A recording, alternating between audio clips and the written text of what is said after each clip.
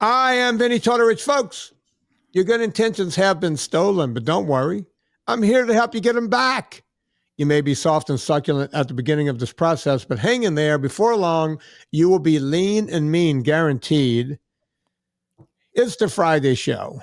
You know, that means every now and again we bring someone in. We call them luminaries because they will make your life a bit brighter. And this woman is no different. I've been talking to her. We should have had the tape rolling 20 minutes ago because we talked about everything and I kind of halfway fell in love. And I'm going to screw up her last name. I should have asked her before, but I'm going to try. And then we're going to have her correct me. I'm talking about Dr. Sharon Bergquist. You got it. You nailed it. Did I get it? You got it. All right. So there you have it, folks. I'm batting 1,000 right now. I'm sure it's going to go downhill pretty quickly. Sharon, your book, and we're gonna give the book out at the end of the show. I've read it; it's not out yet. It's coming out by the time this podcast comes out next week. Your book will be burning gas by about 2 days. It comes out on March 25th, and this podcast is coming out on the 28th. So perfect time. The weekend is coming up. You want this book? It's called The Stress Paradox, and let's see the stuff written under the stress paradox. Why you need stress to live longer, healthier, and happier. So yeah, Sharon, I was thinking about you a couple of days ago. I was over at the gym in town, and I see up on the monitor these astronauts that have been floating around in space for 10 months. They bring them back. And I like that they brought them back the old-fashioned way with the parachutes. You know, we didn't have a space shuttle coming in and say, hey, we're going to do it like I Dream of Jeannie. We're just going to bring them down and use the parachutes. And they get them back and they bring them in. And they're taking them off of the spaceship and they're putting each one of these people in this kind of wheelchair lounger thing. And the person standing next to me in the gym goes, look at that. Why are they doing that? They're trying to prove. I was like, no, you don't understand. They've lived in a weightless environment for 10 months. They cannot stand up. Their muscles are so weak. Their bones are so weak that if they try to walk, they will hurt something. Something will go mechanically wrong. Tendons and ligaments, everything is shot on these people, and they need to build up slowly. What say you? I think that is such a good visual of what happens to our body taken to one extreme, right? Mm-hmm. And the reality is that we're all somewhere in that continuum of how much we're challenging our body and where our body is with adapting to it. If you look at where we are in terms of human history, our ancestors were constantly challenging themselves by default, right? Their environment required it. Life was stressful. They, were at the brink of starvation. They had to hunt for food. They did not have mechanisms to preserve food or refrigeration. They, had to align with the sun rising, sun setting, harsh weather, climates. And in the past 200 years, our lives have changed dramatically. And slowly, we've grown to become more comfortable. And your example of the astronauts is really now, what would happen if we took that to the other extreme of where our ancestors were. And we are somewhere in between now because our bodies are adapting to this more comfortable life. But the reality is that our bodies have needed stressors. They've grown to depend on stress to make us resilient. And with us adapting to comfort, we are essentially not using our body's capability to become its resilient self, to use our natural ability to heal and regenerate. So I think you're absolutely right. This really is all bioplasticity. It's our biology is built on the principle that you either use it or you lose it. And that happens at every stage of life, young and old, male or female. So I think what you said was very insightful at that moment in time. That was the right thing for those astronauts. I read a book, and it was probably 20, maybe 25 years ago. Maybe let's call it 25 years ago. I cannot remember the name of the book or the doctor, but he was a paleoanthropologist, and he he set out to prove that modern man, meaning us, current man, is the best form of man, Homo sapiens since the beginning, right? And what he figured out was we're like the worst. Like we're not even close. We couldn't withstand anything. And he went back and talked about, when Neanderthal and ruled the earth, that the average person during that Paleolithic period, like the average woman who was 5'5", was perhaps faster in a sprint than our fastest NFL stars today, and can jump higher than our best basketball players today, right? That was the female, the weaker of the two sexes. Wow. And I know that's going to get me in trouble, but that's a fact, folks. I don't come up with this stuff. So that's where we are. You know, back when Neanderthals were ruling the earth, they were stronger. The women were stronger than our best athletes today. What say you? Yeah, I mean, I think that again, our lives have just changed so dramatically, and there's actually some data that even our hunter gatherer ancestors were stronger than our agricultural ancestors. So 10,000 years ago, we went through the agricultural revolution, and yes, our ancestors still worked very hard tilling the land, but that our hunter gatherer ancestors were more muscled. So I think that there's a lot of truth.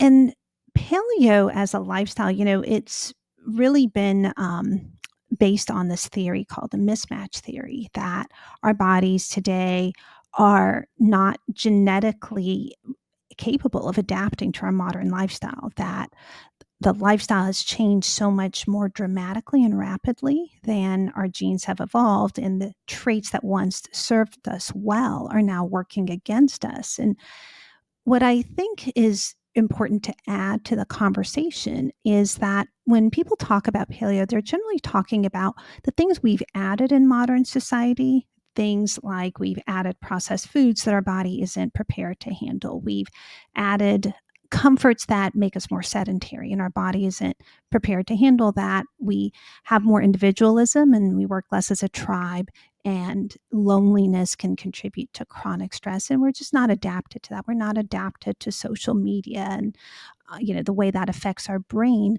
But what gets left out of the conversation is we're also not adapted to the things that we have worked out of our lives, right? We have worked out certain stressors like the need to sprint for an interval. We have worked out exposure to heat and cold.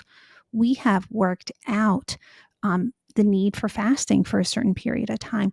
And the lack of exposure to these types of what I call stress in the book are a big part of what's contributing to so much chronic disease. I trace it back to how that impacts us at the level of our cells and how that is affecting our cellular function, which at the end of the day underlies every part of how our body functions, our health, our longevity.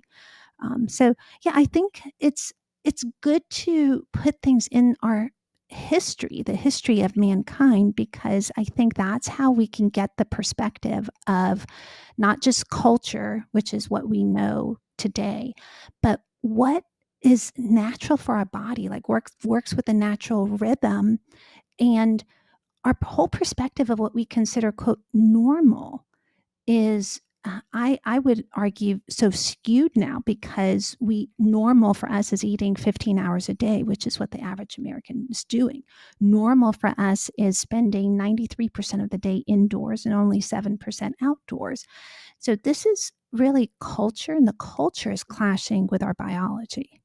And we're going to get in. If I remember, in the book, you had distress and sous stress and eustress and all this different. And I want to get into that in a bit. um, can you believe I'll do this without notes? I'm impressed. I have a oddly, I have a photographic memory for what I read and nothing else. I'm an idiot otherwise. Um, but before we get into that, I think about the craziness of what we're doing, right? And Wim Hof comes along and tells you to get naked and go jump into a pile of snow. And the next guy comes along and says, "No, you got to get in the sauna."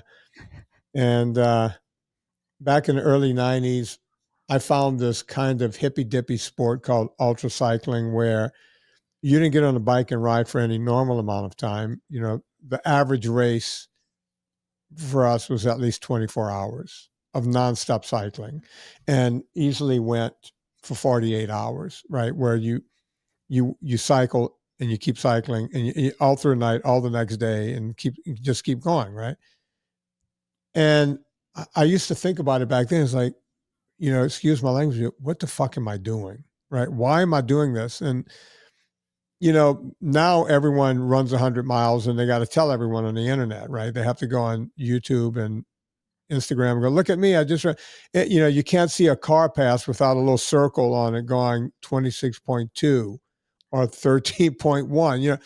People have to tell you every distance. And there's the joke, if you don't put it on the internet, it didn't exist, right? Um, it's funny. I was, every summer I do something to put myself into a stressful situation. I'll go climb a glacier or something somewhere in the world. And if I don't have time to go climb a glacier, I'll at least go to Mount Whitney, which is the highest point in the lower 48. And it takes about 11, 12 hours to go round trip to the top and back down. And which means that you have to stay in shape to do such a thing, right? Mhm. And 2 years ago, my buddy and I are going up, and we're going back and forth, and there's these two women. They pass us for a bit, and then they stop to do something, and we would pass them. You kind of see when you're climbing like that in a crowded area, you see the same people. And we were in no rush. As a matter of fact, I bring a little tiny boiler so that I can make coffee along the way.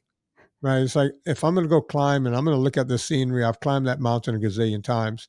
I'm going to stop and enjoy coffee. Sorry, it's just who I am. We're almost at the top. There's about 2 miles to go. You can see the ceiling of the lower 48. It's 2 miles. You can see the top, right? And this woman, she and her friend who we had been passing all day, she started flipping out. And I was like, my God, is this woman going to throw herself off the mountain? She was having a conniption fit. For So what? we caught up with her and said, is everything going to be okay? She was upset because her Strava had died. Right? She wasn't doing this. She wasn't enjoying coffee. She wasn't looking at the beautiful scenery. She was looking at this in the watch, and the watch was sending information to Strava, and Strava was going, people are following. She could care less about what she was doing. She's more interested in other people knowing what she's doing. She couldn't internalize it like we did back in the '90s with ultra cycling or ultra running, right? It now is the biggest douchebag thing in the world, right? It's just amazing, right? Because how our bodies work is that we have such an interconnectedness, right? To our natural world, really to each other. And our entire being, like our health, how our body functions, is a part of this ecosystem. And when you lose that connection, I think that you lose so much of what the body needs. Like it's really like light, it's like water to the body, right? Like you're just like a plant needs water.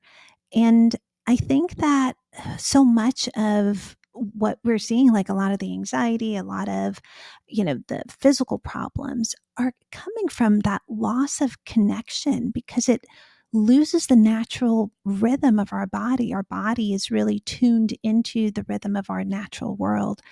Um, so I do think that just connecting with that, enjoying that moment of being outdoors and living in that, awe and the beauty and the wonder, and just immersing yourself is the gift of doing something like that. Yeah, it's a great story. I always go. I call it 1925 man because last year was 1924 man, and the year before that 1923 man, because that's around the time that my great grandfather got here on one side, on the Tortorich side, and he was basically a stowaway on a boat from Sicily to get here to somehow try to do better. Yeah. This because there was nothing going on in Sicily, and became basically was they lived in an old slave quarter in Louisiana. They weren't slaves, but that's all they can afford, this old slave quarter. There's no running water. There was an outhouse. That was it. And he's 1925 man now, but he was 19. And I always go, if I could go back and talk to that man. And I said to him, hey, great grandpa, his name was Charlie. Hey, Charlie, Chucky, you want me to tell you about the future? Yeah. Okay. I'm not going to even try to explain airplanes to you, but here we go. I go to a place every day. Yeah. And there's bars and there's these big plates, just heavy weight. And I take the bar and I have to put weight on it. And then I lift the weight up and I put it down and I lift it up. My great grandfather would go, my God, that sounds like tough work. Because by the way, he was farming with a plow and a mule. Okay. He was a plow mule guy. And he would go, my God, that sounds like the worst job I can ever think of. What kind of money do you get for that? It's like, hang on, Grandpa. I pay them to go for the privilege of using their weights. It's like, wait a minute, how do you make a living? Well, that's an interesting thing. I tell other people to lift weights, and they pay me. And then you're not going to believe this, Grandpa, but I walk past the gardener in my yard, the guy that's actually keeping my property up. I'm not doing that work. That's somehow below me. I tell myself I don't have time to do it, but actually I can make the time because, me and my wife, you would love my wife, Grandpa, she's hot. But here's the deal. We garden when we want to, and we want to plant the herbs and whatnot, but there's certain gardening we don't want to do. And we got a guy, his name is Harley. He comes in, he does that. I walk right past Harley. I get into my car. You're going to love this, Grandpa. It's got a combustion engine. I see you got a mule there. That's cute. Anyway, I then passed the guy doing manual labor so I could go somewhere else and pay to do manual labor.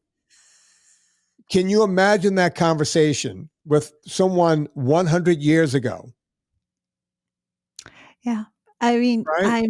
I'm just laughing listening to you because it's just such a great way to just paint the picture of, the perspective of what we're doing. And we don't really step outside to think about it, but that is such a beautiful way of phrasing it. Yeah. Look, it wasn't that long ago when you think about it. You think about the Donner Party. They were trying to get out west. Right? Are you familiar with the Donner Party and what happened? No, I'm not. Well, way back when in this country, you were living in, or you weren't even born yet, but your family was over in Tehran. And when did the Donner, I got to look it up now, the Donner Party. I'm going to look it up so you can know what year this was. Donner Party. Here we go. Let's see what year this was. All right. So this happened in the winter of 1846, 1847, a little bit before my grandpappy got here. Okay. So back then, the middle part of this country was called the Louisiana Purchase. So the West was like, think of the West after the 13 colonies, you might have had Kentucky. That was considered the West. Mm-hmm. And then you had this big expanse that was owned by France. And we were told that there was some gold or something over on the other side of this, right? Right. And so people were trying to get out to California for a better life. Sounds familiar? Oh, yeah. Yeah, this was going on back in the 1800s. Anyway, there were unscrupulous people trying to create different routes, these wagons, and, they would have these wagon trains going out. When you took off on a wagon train to go out west, you were assuming a certain amount of death. Yeah. See, now you're thinking, why didn't I include this in my book? These are great anecdotal stories. They knew a certain amount were going to die. Yeah. Right? But these people were willing to take that chance. Yeah. That's why they had a lot of kids back then. You can lose a few and you still got kids helping you, right? So this guy Hastings, if I remember the story right, said, "Hey, I got this other route. It swoops down for the winter months, so we could get past some of the snow, and then we could go up this other way." And it was called the Hastings route. And other people saying, "Hey, don't listen to Hastings. He doesn't know what he's talking about." Anyway, they get up around where Folsom, California is now. Beautiful area, by the way, up around Truckee and all that area. And they get stuck up there, and a rogue storm comes in. Now, the most snow that falls in this country falls in the Eastern Sierras. People don't know that. They think it's Colorado or something like that. Mm. They get a lot more snow in those areas. Mammoth Mountain, the aforementioned Whitney. That's where all the weather comes off of the out of the northwest, and it just, all that precipitation comes in. You get up in those mountains, and the snow stays up there. There's glaciers out there. Shasta, there's a bunch of glaciers. These things never melt. Well, they get up there and they get stuck in a rogue snowstorm, and it was cannibalism in order to make it, right? They were stuck up there for months and months and months. When you think about what people had to do, Mm-hmm. Not that long ago, Right. right? We could go back. We started this conversation with Paleolithic era, right? But in your mind, can we just go back 100 years? What were we doing 100 years ago that we're not doing now? Yeah. I think a big turn was the Industrial Revolution, right? I think our lives dramatically changed when we, came to urban settings and we started doing factory work. There was mechanization, like machines essentially took away a lot of the need for labor. I mean, it's, again, some of this has made us more efficient as well. Not all of the advances are necessarily bad. But I think that there's a cost that has come with the introduction to so much of the changes. But yeah, we created food processing technology, food preservation, refrigeration, indoor heat. We created the light bulb, right? So it can be, now midnight and you turn on the lights and you get bright lights. And I think all of these have, in some ways improved and expanded our ability to do things. They've reduced the threat of starving to death. We no longer have infections as a leading cause of death, which it was back around 1903. It was still the leading cause. I mean, our entire healthcare system was built around trying to treat infectious disease and trauma. So I think it's really probably a little bit more than 100 years ago that our lives have changed so dramatically. And again, a lot is good, but I think we have to also keep that awareness of what it's taken away. Our bodies need to be pushed in certain ways. Our bodies need to kind of endure certain amounts of challenges for us to thrive. So, yeah, there's really been no time in human history like the present. And what I hope to really bring to light is how much of a course correction we really need for not just resilience in a vague, mushy way, but this is really now tangible science showing us that the pathways in our body that kind of converge into ourselves are being affected by this. Like we are not using our innate abilities to like repair our, the damage that's happening through our environment, to kind of recycle different portions of our cells to keep them healthy. I mean, we're just leaving so much on the table. And I just want to share how much is just a part of us. It's a gift in our DNA.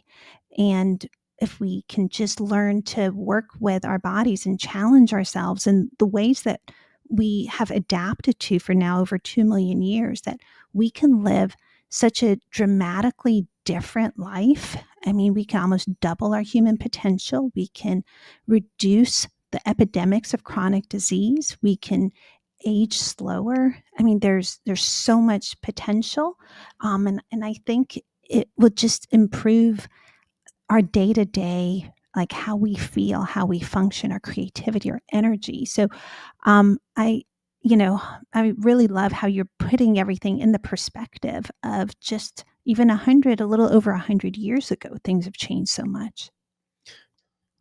Talk to me. I love what you just said. We can double our human potential. Are we talking mentally, physically, both? And Both. and how? Give me a few examples. Yeah. This is really from the science of hormesis, the science of good stress, which is what I'm very passionate about. It's really what the stress paradox stems around. And what happens is stress is really anything that challenges your body. At a biochemical level, it's throwing your body out of a balanced state called homeostasis. And our body has a certain wisdom to maintain this balance so that we can adapt to different environments. But stress challenges that. But when we recover from anything that is stressful, whether it's exercise, whether it's heat, cold, anything that our body perceives as a challenge, we don't go back to the same starting point. And that's really the fascinating part about the new science. And this is how it's understood at the level of what's happening in our cells, because in the last 2 decades, we have the technology to understand our molecules and cells in a way we have never been able to before. And we either net at a higher set point after our exposure to the stress, and then we're more resilient, or we net to a lower set point where we are weakened by the exposure. And so what's really happening, with us, when I say we can double our potential, is that we are ratcheting up our set point, but there's a limit to how much our body can ratchet up with any one exposure. Hormesis has been tested across plants, different types of exposures. I mean, thousands of experiments, and pretty consistently across species, we can increase our potential 20 to 25% from any one exposure to stress Okay, followed by. all right, hang on. The audience is going to sit there and she's throwing around words, hormesis. My job Yeah. is to Yeah. tell you. I need you to explain it to me as if I'm in third grade. Okay, Okay. and so give me a real world example in both directions of Mhm. how, if we use stress, I can create for the good by maybe 25%. And then give an example of, if I don't do anything and I just sit on the couch, how it can maybe be a negative 25%. Or am I hearing that wrong? Right. Right. Well, you're just leaving that 20 to 25% untapped, right? If you're not challenging yourself. And probably a good tangible example would be with exercise. And so I think you can think of your potential or all of your resilience like building a muscle, right? So if you don't lift the weight, you're going to lose the muscle. And if you went suddenly to lifting 100 pounds and you haven't been lifting, well, odds are you'll get injury, but to a point where it's more than what your body could handle. You're overtraining, and that may not be a good exposure. But if you, I call it stimulate, don't obliterate. Yeah. right, exactly. But if you did, say 5 pounds and then give your body some time to adapt to that stress, your body, obviously, you grow the muscle, the micro tears repair in a way where the muscle builds stronger. Then you can maybe do 10 pounds, and the same process happens. And through this pattern of stress recovery, each time you can improve 20 to 25%.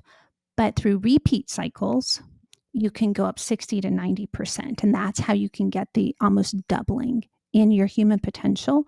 But it doesn't just happen in our muscles. The same thing happens in our brain. It's happening in our heart. It happens through our gut microbiome. I mean, every part of our body responds to this need for stress and then adapts so that when you are exposed to a similar stress in the future, you're better able to handle it.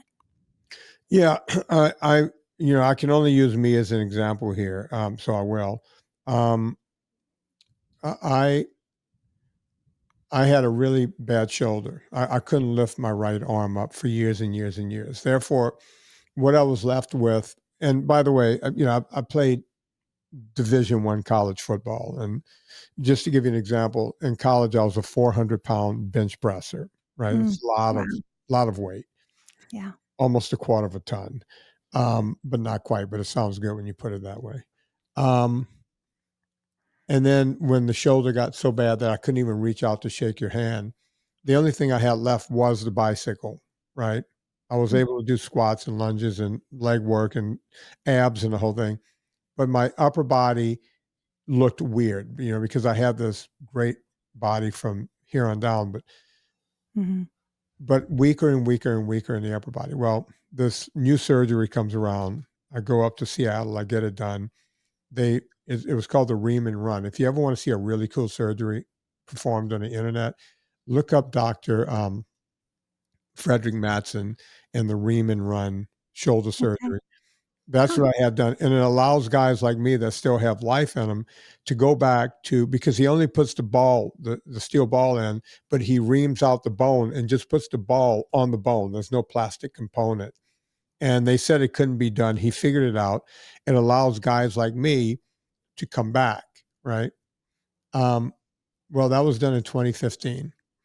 And I came back very slowly. I couldn't, the first time I did a bench press, I held a towel in my hand and I couldn't even control these muscles because none of the muscles, the supporting muscles, the levator scapulae, the teres majors and minors, nothing would support me being able to lift a towel. Mhm. A towel eventually became 5-pound weights, 10-pound weights, eventually a 45-pound barbell, and then small weights onto the barbell. But I felt because of my age, I didn't really have to go past a certain amount of weight. So once I was able to put a plate on each side, as we call it, a 45-pound plate on each side, that's 135 pounds. I'm telling you all of this for a reason.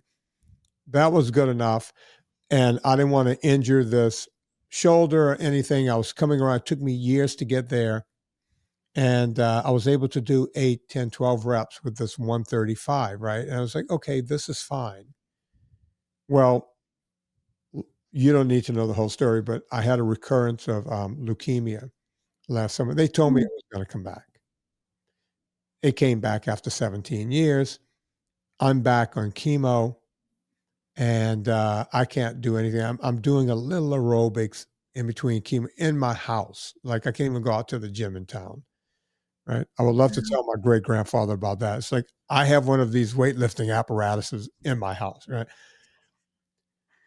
So I'm doing what I can. And one day during chemo, when I was getting weaker and weaker, because you can't do anything, right? You're just, Right.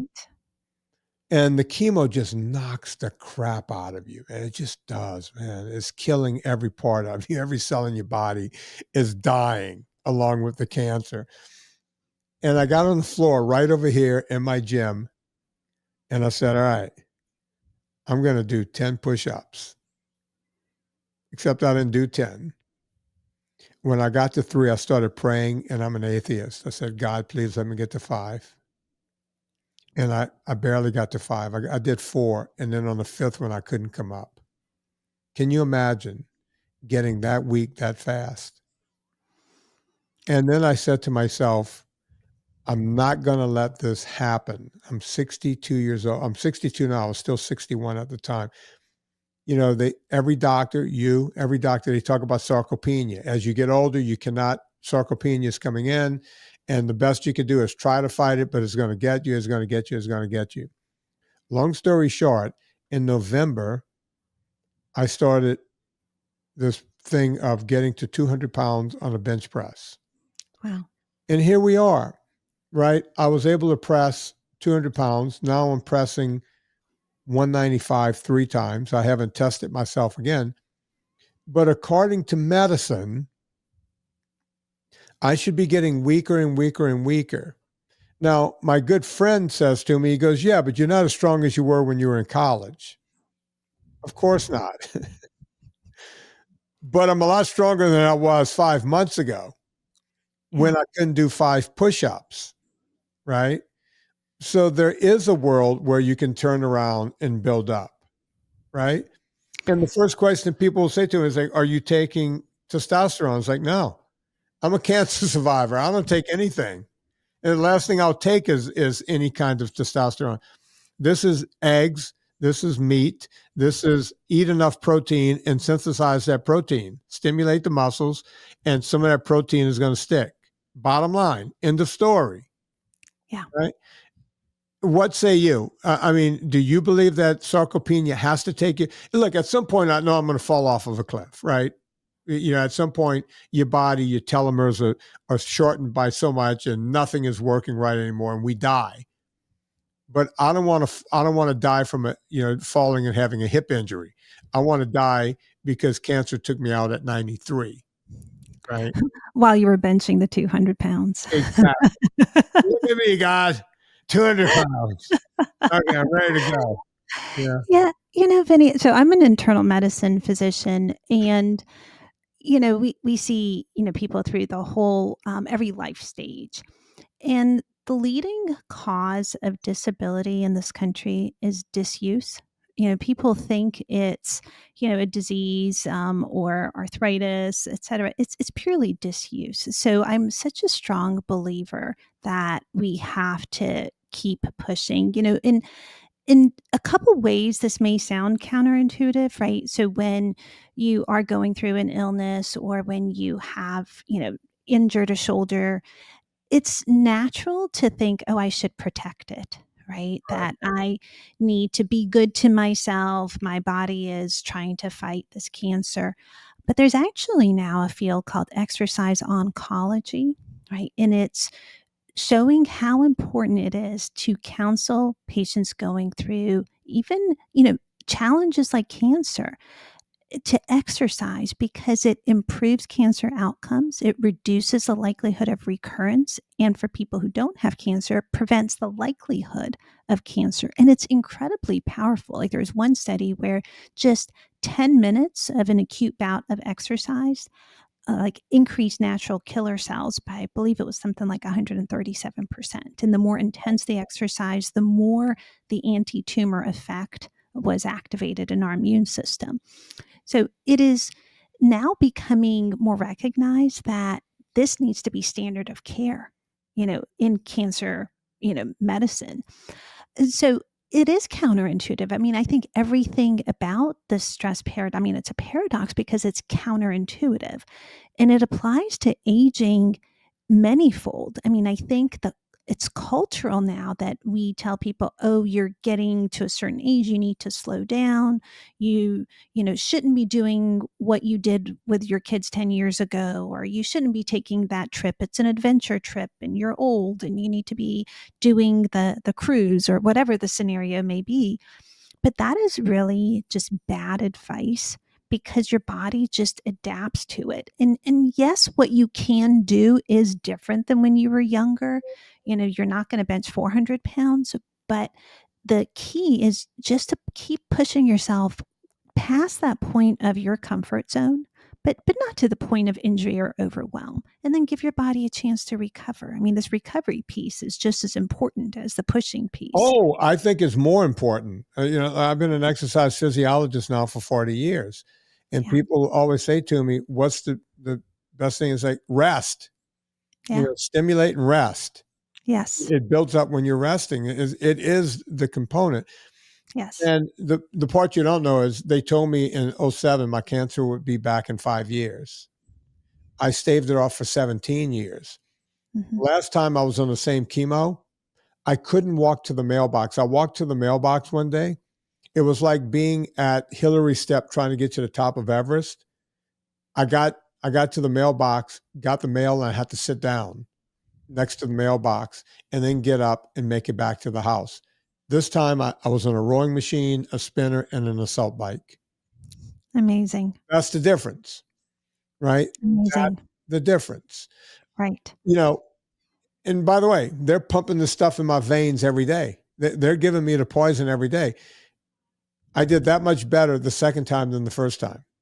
Hmm. Of course, I changed my diet a lot. There was no more processed anything. There was no more, it was just meat, cruciferous vegetables. Did I mention eggs? Did I mention meat? Did Yeah. I mention broccoli? I mean, that was it around the Yeah. clock, right? Hmm. And it works. It all works. I want to take a quick break here and I want to get into de-stress, eustress, and sous-stress. Am I saying that right or am I making up these words? No, you are on it. Yes, you got a great memory. So, yes, absolutely. So, distress, too much stress, eustress is the good stress, and sus stress is inadequate stress. So, Right, we hang on. can, We're yes, gonna get it. We're gonna get into that because I'm very excited about this. And folks, you need to hang on for the second part of this podcast. But in the meantime, I think something both me and Dr. Bergquist can agree on is olive oil, and not all olive oil is equal. I'm telling you that right now. This country, the great country, the United States, allows olive oil to be cut 40% with seed oils, and you can still call it 100% pure olive oil. This is a fact, folks. I'm not making this up to try to sell Villa Capelli, but Villa Capelli is not cut. They've been with us for 10 years now. I use them at my vitamin company, purevitaminclub.com. You have to mix vitamin D with an oil. Did I mix it with the seed oil? No. Did I get rapeseed oil? No, I did not. What did I get? I got olive oil and I got it from Puglia. I got it from Italy. Got it from Villa Capelli. They ship it to wherever I'm having my vitamins made. I believe in them that much. Listen, good olive oil is not cheap. Villa Capelli keeps it at the cheapest price they can. On top of that, you get 10% if you put my name in there. Promo code Vinnie, VINNIE, promo code Vinnie, VINNIE, no wimpy Y. If you put the Y on there, I told them to charge you an extra 10%.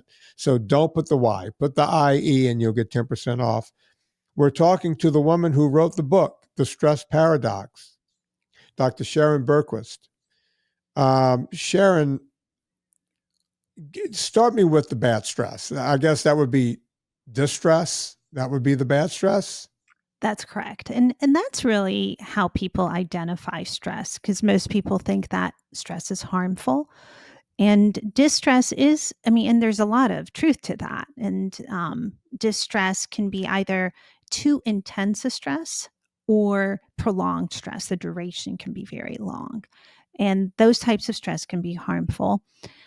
Then there's eustress, which is a beneficial type of stress.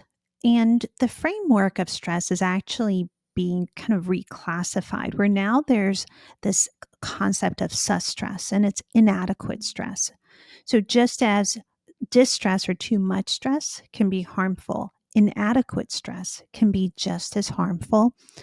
And what you want is to optimize stress. You want to be in this middle zone, a Goldilocks zone that we call a hormetic zone. And that is where our body functions best. So if you picture the relationship like it's really like the St. Louis Arch, it's parabolic, kind of like an upside down U, where inadequate stress and too much stress are kind of the bottom portions of that arch. If that y-axis is your resilience, and when you're in that Goldilocks zone, you are really optimizing your resilience, you're optimizing your cells. And I think that our bodies take off. So getting to that range of just right stress doesn't just not harm, it actually enriches and benefits. And I think that's the new part of the science. Historically, in medicine, we've thought of the relationship as linear between stress and response.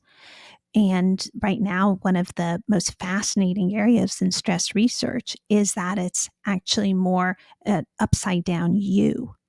And that if we can kind of straddle that sweet spot, that we can use the stress to our advantage. Whenever I turn on the computer, I see half naked women in bikinis jumping into frozen lakes. I don't know why the internet thinks I want to see that. Um, Actually, I know why, because I had a woman on the show once that was doing this. A very nice woman. She was about my age. She looked amazing, and she was out there in her bikini breaking ice in a river and then jumping in the river. And then after that, the internet went, wait, man, Vinny loves this stuff. We better send him more of that. Um, but I had enough of it. I get cold watching them, and I'm like their grandfather. I'm worried that they're going to cut themselves on the ice. You know, I'm worried for these women. But you see that, you see the aforementioned Wim Hof people out there in Mhm. Speedos jumping in, making snow angels and everything else. Are we talking about that? I have friends that, oh, I won't get in a sauna unless it's 200 degrees, right? It's like, where are we with this stuff? Where's that Goldilocks? What should we be doing? Yeah, I will say that behind cold and heat, right now it just seems like it's a trend, but there is some science behind it. But you do not have to buy elaborate machines or saunas. You can just get the advantage of cold and heat through a lot of everyday things. And part of the importance of the science is that where we benefit this Goldilocks zone is actually not at the extreme level. It's at the mild to moderate level, right? So people, usually say, well, if it doesn't kill you, it makes you stronger. And it actually shouldn't kill you. What we're after here is a mild to moderate amount. So you just want to get to a point where you feel a little bit uncomfortable. Right. So for people who are already cold intolerant, who aren't used to jumping in icy lakes, if you suddenly jump in an icy lake, you will very likely experience some adverse event, like it can affect your heart. I mean, it can be outright dangerous. You can experience hypothermia. Right. It's, just like, again, with going from no muscle to trying to lift 400 pounds, you just absolutely cannot do that. But if you just put 30 seconds of cold at the end of a shower, or even 5 seconds, whatever feels uncomfortable to you, and then let your body naturally warm up, that is enough to activate stress responses at the level of our cells. It's enough to trigger a spike in dopamine and norepinephrine that energizes and motivates our body. I mean, that's really all you want. And, more of a good thing is not better. Our bodies just don't work that way. Same with the heat. I mean, you can just take a hot bath. I mean, 102 to 104 degrees Fahrenheit is what's been well studied. Right. So a bath at that temperature activates the heat shock proteins, starts to repair the proteins in our body. So it doesn't have to be, expensive sauna. I mean, this is all just saying, hey, these are everyday things that are what we should all be doing. I mean, these are not biohacks. These are not for people who are out to live to be whatever, 150 years old. I mean, this is for all of us. This is aligning us to how our bodies function optimally. And I actually call this normal living. I mean, it just almost seems extreme today because we've come so far from what our bodies have gotten used to, but it's going back to normal living, which is intermittent stress. So what I'm hearing is the Amish are doing what we should all be doing. Well, I think there are a lot of different groups throughout the world that are living a lifestyle that's closer to one that is very health promoting. Sometimes I think the more developed a country the more we have kind of drifted from some of these foundational things. And I think we focus in this country a lot on the marginal things, right? We're focused on the 10%, and we're kind of missing out on the 90%, the foundational things that we have to do to be healthy. Well, you're talking my game, because the whole idea behind this podcast is I'm trying to get this country back to what I call the fitness middle class, right? Yeah. And I don't mean it as a joke. I mean, if you're very rich, you can stay fit. You can hire trainers. You can have chefs and cooks and masseurs and masseuses and everything, and do everything to look a certain way. And if you're at the lower end of the income scale, you might have a physical job, which you might hate, but is much better than being in a cubicle. You're out Right. there in the sun. You're doing physical things. So those two groups are okay. It's everyone else in the middle Yeah. that is getting, morbid obesity is off the charts. And, we notice that sperm counts are down. We know that people aren't having kids anymore for any myriad of reasons. So that's what I'm trying to do here, is find the fitness middle class, get these people back to where we were when I was a kid, in the late Yeah. 70s, when literally you might be just a little too young to remember this. But when I was a kid, the 10 o'clock news across the country used to run a thing at the beginning of the newscast. Do you know what it was? Mm-mm. It said, "It's 10 p.m. Do you know where your kids are?" Oh, I remember that. Yeah, That used to run on the news that's right. around the country. "It's 10 p.m. Do you know where your kids are?" Kids were kicked out of the house in the morning, and it was, "You don't come back until it's dinner time," or whatever, right? But if it's Mhm. 10 p.m., maybe someone should go looking for you. You're probably up to shenanigans. That's where we were in 1979, 1980, 1981, Mm. right? About 2 weeks ago, I saw a news report where a mom got arrested because she handed her kid a grocery list of 3 things to go down to the bodega to get and come back in a small town, right? It wasn't like she set her kid off in Beirut and said, "Hey, put this flak jacket on and see what you can get." This kid walked to the grocery store. Someone saw it. Some Karen saw it and turned them in. And next thing you know, they're trying to prosecute this mother for doing the right thing. It's the most ridiculous thing. We're mollycoddling these kids, and it's not good. It's not good at all. And Yeah. I think it's a real problem. People go school shootings. The first thing we want to do, whenever you hear school shooting, the first thing you hear is AR-15, whether an AR-15 was there or not. It's just the one that the liberal media knows, right? It's like, wait, we know the name of one gun. Use that name. Sharon, not Sharon, your name is Sharon. Becky, go on the news and say AR-15 1,000 times and talk about how we need to stop these AR-15s. No one is talking about the kid who squeezed the trigger, right? We're not talking about why was this not a thing and now it's a thing. And you can sit there and go, there are 300 million guns. Guess what? When we had 200 million people in this country, there was well over 250 million guns.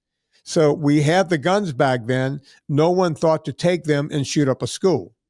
And it makes me wonder if this doesn't have something to do with the fact that these kids are in a basement, not getting sunlight, playing some kind of stupid Dungeon and Dragons game or whatever in the hell. I'm such not a nerd. I don't even know what they're doing, right?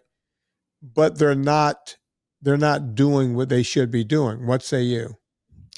Well, so Vinny, I'm the mother of 3 teenagers, and I think about this a lot, right? Because every generation, I mean, we in some ways it's just a human experiment. We don't know what the outcomes are going to be. I mean, we're starting to see the outcomes, but I think that it's these are great questions from the standpoint of, I think making our kids strong and resilient. I mean, every parent wants what's best for their children. there's a really interesting concept called stress inoculation. And the idea is that if you can expose your kids to small amounts of stress, I mean, we're not talking childhood adversity. I mean, nobody would advocate for that, but small amounts like, hey, you know what, if you're in a sports competition, just let the kids sweat it a little bit. I mean, it is a little stressful to be in that situation, but that's okay. That's a healthy kind of stress. But these small doses of stress actually build immunity. I mean, that's the analogy to a vaccine. And kids' brains, really, until their teen years, have incredible neuroplasticity. I mean, the rate at which they're growing new nerve cells and making connections between them is pretty dramatic. And we can continue to do that, I mean, well into our seventh decade of life. I mean, this is not just something kids do. But as a parent, I think about that because I want my child to have just mini exposures to stress. If they have a deadline tomorrow for a project, I resist the urge as a parent to jump in there and kind of help them out and, make their project look like it's the most beautiful one in the classroom. I mean, my kid's project is always the one that's on the wall that you can tell a kid still did it. Um, so, I mean, I think that this is how they grow confident. This is how that they become adults that feel that they can handle things. And, again, I'm saying to do this in a loving environment. I'm not in any way advocating for us to not be there for our kids. But I think sometimes loving them is allowing them some space to kind of fight their own battles, live through some challenges. And, you know, I, I think that there's some science to support that that is actually a good approach to helping your child in the future. I talked about this in my book, Fitness Confidential. I talked about FQ. It's a term I came up with a long time ago. Failure quotient. It's the number of times you can fail and come back. You only have to come back one more time than you fail and you're successful, right? And I had the pleasure of being around, and you do too because of the type of work you're in, a lot of successful people, a lot of successful men and women. And whenever we would get together for a drink or whatever, just a get together for meals or whatever, successful people never talked about their success. They talk about their failures, right? Yeah. Yeah, there was, especially in Hollywood. Remember, we tried to do this show. Oh my God, we thought it was going to go. Everyone wanted it, and it failed. Oh my Yeah. God, it was colossal failure. And then that's when I found so and so, and he was crying on the side of the street, and I was crying, and we said, you know what, let's go try this other thing, and that worked. It finally worked. The world is full of all the failures that you go through on the way to success. And I feel like we're raising a group of kids where we're saying you're not allowed to fail. Well, we started when we stopped counting scores at soccer games, right? Yeah. First off, we started letting them play soccer. What was wrong with regular football where you could really get hurt instead of falling on the ground and grabbing your shin when no one touched you? So we stopped doing real sports. We started doing soccer. We became European somehow. And we said, okay, no scores. No scores. Who thought that that was a good idea?